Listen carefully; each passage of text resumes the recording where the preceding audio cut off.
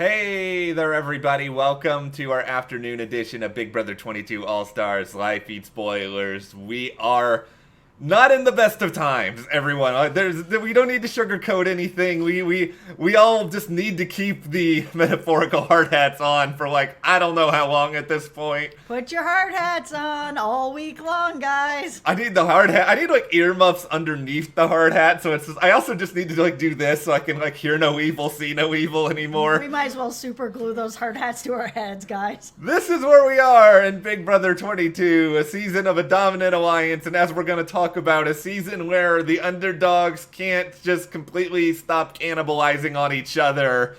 I'm so frustrated with a lot of different things that we are going to talk through in this video. But before we get into it, if you guys do enjoy this update, even amidst these crazy, not always great circumstances, give us a like, subscribe to the channel, hit that notification bell, and if you want to support us further, check those links to our Patreon. Thank you to everyone who signed up, and also our store.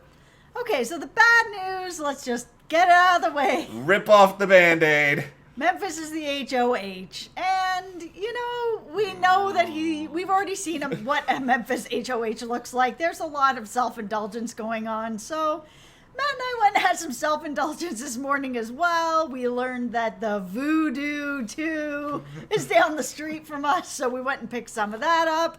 If you guys know, I don't know if I'm a Mountain Dew fan. It might also be there's a Mountain Dew problem that I have. There was no Voodoo for 10 miles. I saw it in the store. I was like, I must get this.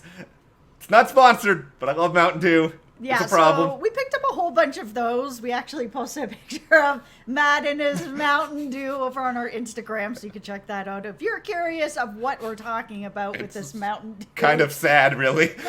Just like this week in Big Brother, it's kind of sad. Yep, we also picked up a whole bunch of garbage, chips, and he's going to make us some cupcakes, these cinnamon roll cupcakes he's been promising for a month now. That's happening this weekend. It is the Eat Our Feelings weekend because Memphis is HOH and we have gone from just constant nonsense and just terribleness related to Memphis to now Memphis being in power. Yep.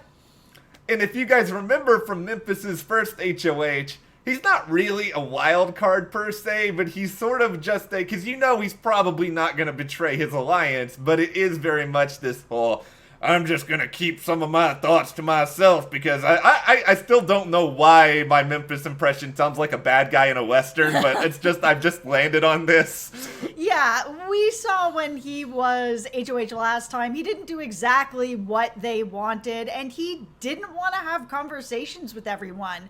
He really sees an alliance just as numbers to keep him safe. It's not really about working together. It's kind of, he's going to do what he thinks is right for his alliance, and everyone's going to fall in line. And it's kind of happening like that again, where he doesn't really want to talk to anybody about what he's doing or what he's planning, and he doesn't want anyone to talk to him about it either. But, it's pretty obvious he's going to pick someone, either David, Davon, Kevin. They are the three that one of them is going home.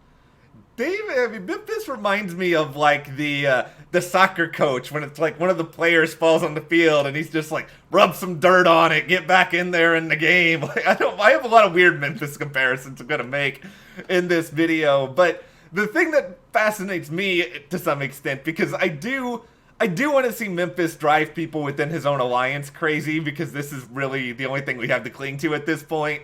And he's just sort of telling Cody at this point, I'll tell you the plan after the veto. And Cody loves to be in control. I think Cody, he had a really good week this past week. He did. Ian out of the game. He got rid of one of Nicole's other numbers. And I think Cody gets grumpy. And I think Cody's going to be pretty grumpy about the fact that he doesn't actually know exactly what's going on at every single step along the way here. He is also a have-not, so he is grumpy about that as well.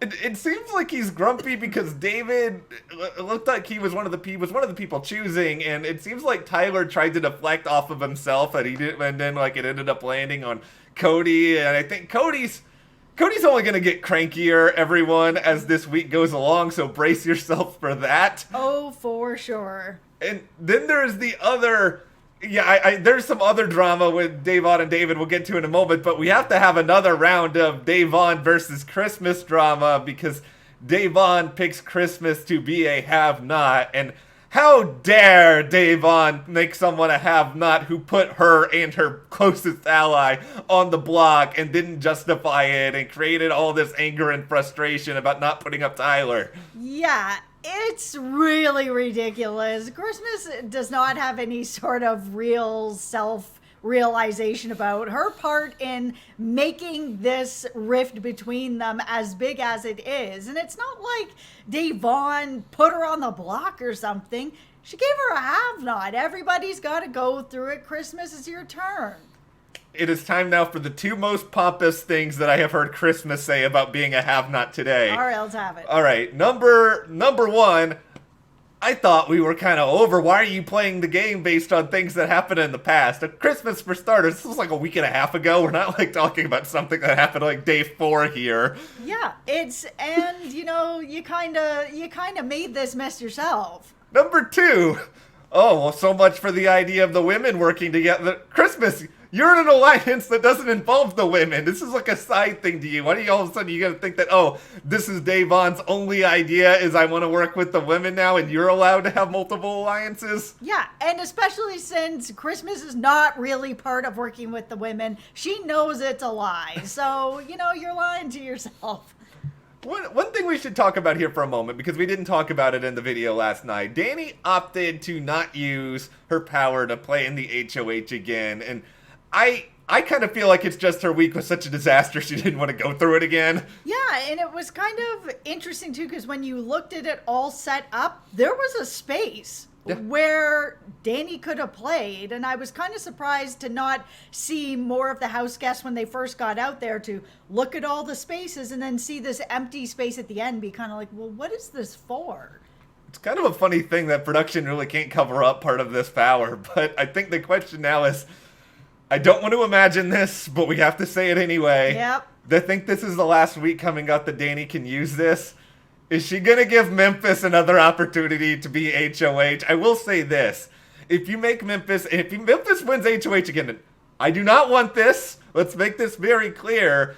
But it would be 3 HOHs with Memphis. And if you want to plan an enormous target on Memphis's back, him being HOH 3 times is probably the way to do so. It is, but if you don't let him be HOH 3 times, then he's a really good person to take to the end because he's not making any friends. Yeah. But if he has 3 HOH wins, it's going to be hard to look away from that if the jury is not bitter. Yeah, like he does. I know we made the jokes about how I could come into the game and beat Memphis at the end of this, but he does have a competition resume. Yep. I will give him that. Yes, he is utterly unlikable most of the time, but I don't know how this jury is going to vote, so there are question marks aplenty when it comes to that. Okay, let's talk about Memphis's brilliant idea of, we talked about this a couple days ago. His brilliant idea. Brilliant idea, yeah, of having 2 alliances that include him and Enzo and then one other person and calling them the same thing. So he has decided to execute this. And he has called them the Wise Guys, which works for one of the alliances, but it doesn't work for the other one because Christmas is involved in it and she is not a dude. Christmas even sort of said this to the effect of, I'm not a guy. And it was just like, yeah, you're right, Christmas. You should probably think, why is Memphis wanting to name this the Wise Guys?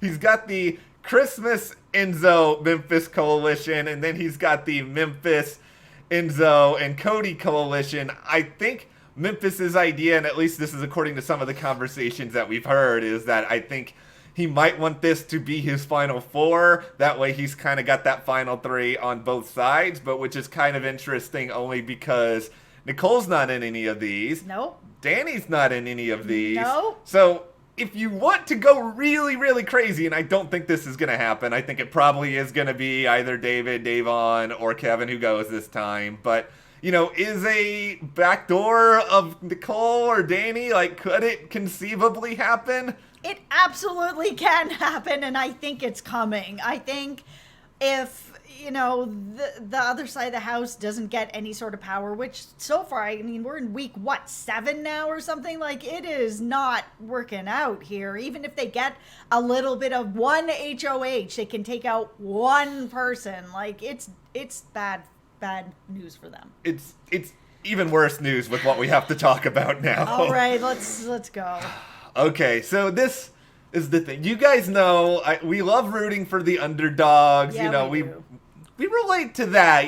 We feel like we're outcast a lot of the time with our video games and our Mountain Dew obsession, which is really just like making myself into the biggest gamer stereotype of all time. But the thing is that the underdogs have to be able to help themselves, and it's like this is what really got me off of Faute on Big Brother 20 when you have like Fessie's HOH reign, and they're all in the clown car at various times, and this is the thing with a lot of this. Over the past couple days, Nicole and Cody, like that side of the Blob Alliance, the committee, whatever you want to call it, they had this idea that if David, Kevin, Davon all voted on the same side to evict Tyler, that Nicole was going to try to claim one of those votes, and then they were going to sort of blame David and say that David voted to evict Ian, and they were going to drive this wedge between all these people on the outside. And I was thinking, okay, well, why would Davon or Kevin believe this? Like, how is this going to work?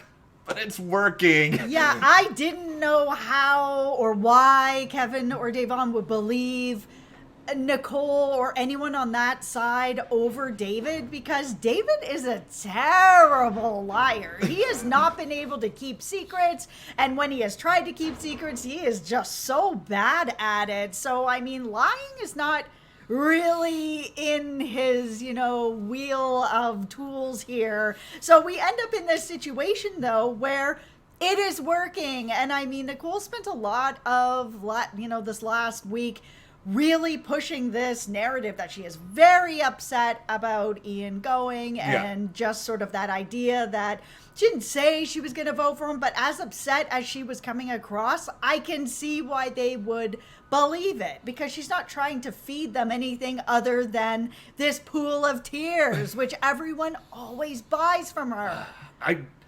I don't know why it is. I mean, I will give Nicole credit because it is an effective move. It is working. It is working. She is achieving what she set out to achieve. Yes, it is undeniably frustrating. Like, I cannot tell you how just like I am wanting to. I've already used the pull out the hair analogy, so I can't do that anymore. But like, I really just I want to hit my head against the wall over this, because it's just like, you guys need each other, and Davon in particular is so out on David. They seems like they got into it at some point while they were doing the HOH, and even today David still wants to try to talk to her and she's sort of refusing, and Kevin is really feeding into this distrust that Davon has from these conversations. I think a part of the problem, I think it just stems back to early on in the game, David wasn't always honest. At the same time, Davon was acting really indecisive about whether or not to keep David over Nicole Anthony.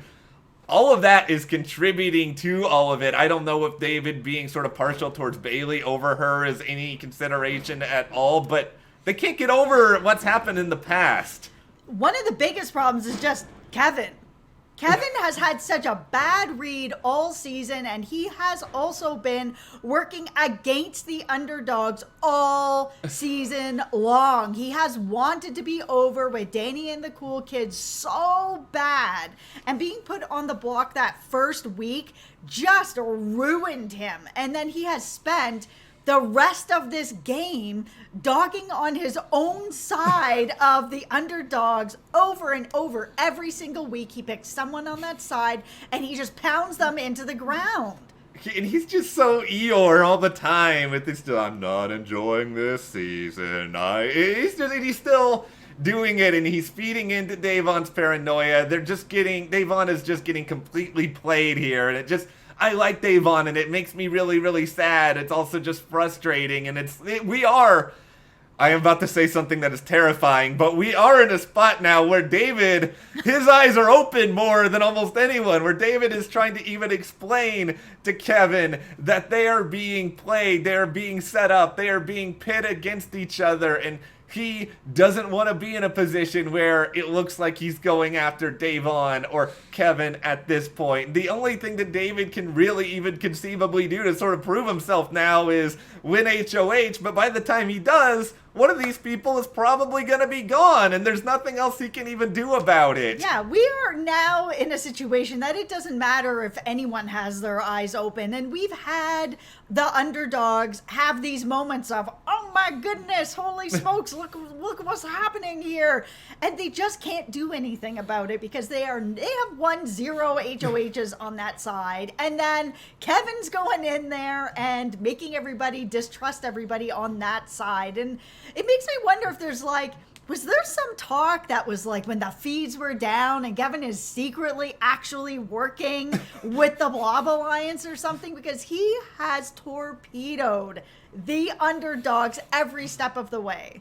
Kevin is there actually is a saboteur twist this season for Big Brother 12. We just don't know about it. This is Kevin is secretly the saboteur. Davon, maybe she had like a secret alliance with Nicole where they were going to act it up so much and that they were always going to trust each other. I don't know what it is with any of them, but there's one more Memphis comparison I want to make here. This one is completely absurd, and I'm going so far out of my way to bring this up because I was sort of thinking, okay, there's a lot of obvious Big Brother 16 comparisons to this season. You've got a big alliance that's steamrolling a lot of people. You have both Cody and Nicole who are on it. So I was sort of running in my head, like, who other people are comparatively on this season to Big Brother 16. Is Memphis Frankie Grande, where Memphis seems to think that he's got all this power, he's winning a lot of comps. Frankie won a good many comps on that season, and he was completely delusional a lot of the time, and I think Memphis is a little bit delusional about how much control that he has, and I think Memphis could inevitably be cut around the same time that Frankie was cut that season by the fact that I think Cody, he's got some other bros that he's just really, really close with, and, you know, Memphis is, I'm gonna make these like final 2, final 3. It's like, dude, you know, it is weeks within the game at this point. These other people are just so far ahead of you with it. Yeah, you're not that far off. That's not that far a stretch. I can see that comparison. Is Memphis' sister a mega pop star? Is Memphis a social media mogul? I know we're not. But I don't know why my brain went there. But anyway, we'll close this edition of Big Brother Live Feed Spoilers. But what do you think is going to happen? Is there any potential for any funny business? Can the neighbors show up early to that house and like sabotage things? Man, come on with that twist, guys. I mean, it would only be for a week or whatever, but come on. This game is really dry. Let us know all your thoughts in the comments, and if you do like this video, give us a like, subscribe, support us further, check those links to the store, our Patreon, and we'll see you here next time.